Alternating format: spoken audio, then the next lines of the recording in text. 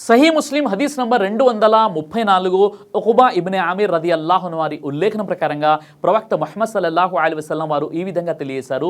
ఏ వ్యక్తి అయితే సరైనటువంటి పద్ధతిలో చక్కగా వజూ చేసుకొని ఆ తర్వాత నిష్టగా 2 రకాతుల నమాజ్ చదువుతాడో ఆ వ్యక్తికి జన్నత్ అనేది, స్వర్గం అనేది వాజిబ్ అయిపోతుంది, అంటే తప్పనిసరి అయిపోతుందని ప్రవక్త ముహమ్మద్ సల్లల్లాహు అలైహి వసల్లం వారు తెలియజేశారు. ఆ సహీహా హదీస్ నంబర్ 3689 అబూ బురైదా అల్ అస్లమీ రదియల్లాహు అన్హు వారి ఉల్లేఖన ప్రకారంగా ఒకసారి ప్రవక్త ముహమ్మద్ సల్లల్లాహు అలైహి వసల్లం వారు బిలాల్ రదియల్లాహు అన్హు వారిని పిలిచారు. ప్రవక్త వారు ఈ విధంగా అంటున్నారు, ఓ బిలాల్, స్వర్గంలో నేను నాకంటే ముందు నడవడం చూశాను, నీ చెప్పుల సవ్వడి శబ్దాన్ని నేను విన్నాను, ఇలా పదే పదే నేను నిన్ను చూశాను, అంత ప్రత్యేకమైనటువంటి ఆచరణ నువ్వు ఏం చేస్తున్నావు అని ప్రవక్త ముహమ్మద్ సల్లల్లాహు అలైహి వసల్లం వారు హజరత్ బిలాల్ రదియల్లాహు అన్హు వారిని అడగడం జరిగింది. అప్పుడు బిలాల్ రదియల్లాహు అన్హు వారు చెప్పిన సమాధానం ఏంటంటే, ఓ ప్రవక్త ముహమ్మద్ సల్లల్లాహు అలైహి వసల్లం, నేను ప్రతిసారి అజాన్ కంటే ముందు నేను చక్కగా వజూ చేసుకుంటాను, వజూ చేసుకున్న తర్వాత అజాన్ ఇచ్చే ముందు 2 రకాతుల నేను నమాజ్ని ఆచరిస్తాను అని బిలాల్ రదియల్లాహు అన్హు వారు తెలియజేస్తూ చెప్పిన విషయం ఏంటంటే, నాకు గనక వజూ పోయింది అని అనిపిస్తే, వజూ భంగం కలిగింది అని అనిపిస్తే వెంటనే నేను వజూ చేసుకుంటాను అని బిలాల్ రదియల్లాహు అన్హు వారు సమాధానం ఇవ్వడం జరిగింది. కాబట్టి సోదరులారా, ఇక్కడ బిలాల్ రదియల్లాహు అన్హు వారు ఎప్పుడు కూడా వజూతో ఉండే ప్రయత్నం చేసేవారు. అజాన్ కంటే ముందు ఆయన చక్కగా వజూ చేసుకొని 2 రకాతుల నమాజ్ చదివేవారు. ఆ తర్వాత వజూ ఎప్పుడైతే భంగం కలుగుతుందో వెంటనే మళ్ళీ వజూ చేసుకునేటటువంటి ప్రయత్నం చేసేవారు.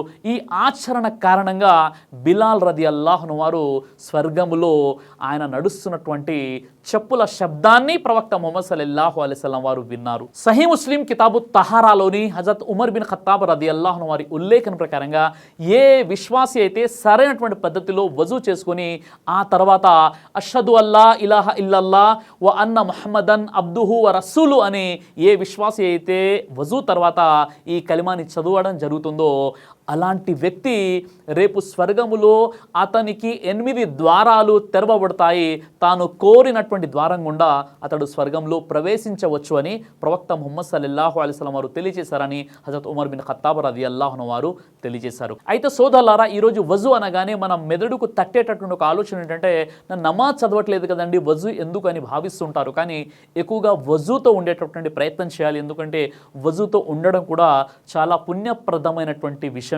అలాంటి స్థితిలో మనకు గనక మరణం సంభవించినట్లయితే ఇంకా గొప్ప విషయమే అవుతుంది. కాబట్టి వజూతో ఉండేటటువంటి ప్రయత్నం చేయండి. అయితే ఇక్కడ బిలాల్ రదియల్లాహు అన్హు వారు ప్రవక్త ముహమ్మద్ సల్లల్లాహు అలైహి వసల్లం వారి కంటే ముందే స్వర్గంలో ఆయన నడుస్తున్నటువంటి శబ్దాన్ని ప్రవక్త వారు విన్నారు అంటే దానికి కారణం ఏంటి? బిలాల్ రదియల్లాహు అన్హు వారి మాటల్లో చెప్పిన విషయము, ఆయన ఎప్పుడు వజూలో ఉండేటటువంటి ప్రయత్నం చేసేవారు. వజూకి భంగం జరిగితే మళ్ళీ వజూ చేసుకునేవారు. ఎప్పుడైతే వజూ చేసుకుంటారో అప్పుడు వెంటనే 2 రకాతుల్లో నఫీల్ నమాజ్ చదివేవారు.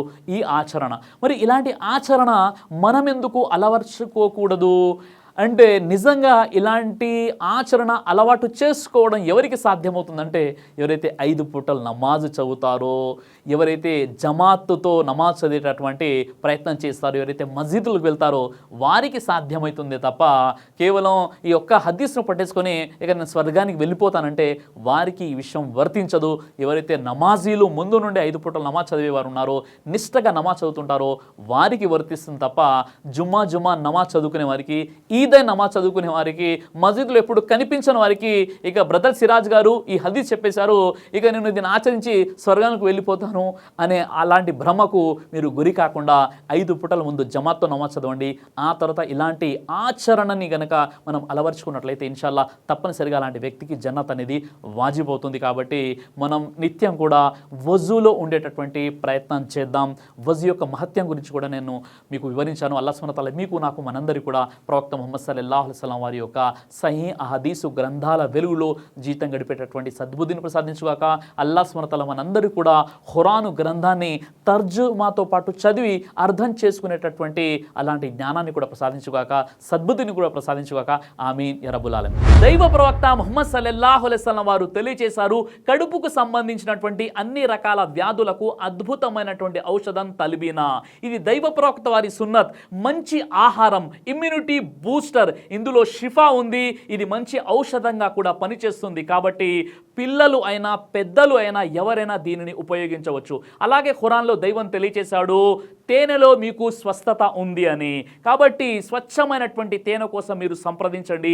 అలాగే షాహీ హల్వాను మీరు తప్పనిసరిగా ఉపయోగించి మీ దాంపత్య జీవితంలో మంచి అనుభూతిని పొందండి. ఇందులో ఎలాంటి సైడ్ ఎఫెక్ట్స్ లేవు. ఇది కంప్లీట్గా హెర్బల్ ప్రొడక్ట్స్తో తయారు చేయబడినటువంటిది.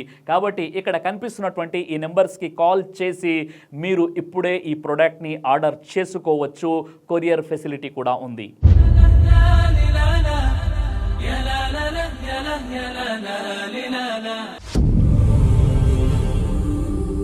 బ్రదర్ సిరాజ్ అని యూట్యూబ్ ఛానల్ని మీరు సబ్స్క్రైబ్ చేసినట్లయితే ఇన్షాల్లా దేవచిత్తం అయితే మీకు వీడియోస్ వస్తుంటాయి. అదేవిధంగా బ్రదర్ సిరాజ్ అనేటటువంటి ఫేస్బుక్ని కూడా లైక్ చేయడం వల్ల మీకు వీడియోస్ వస్తుంటాయి.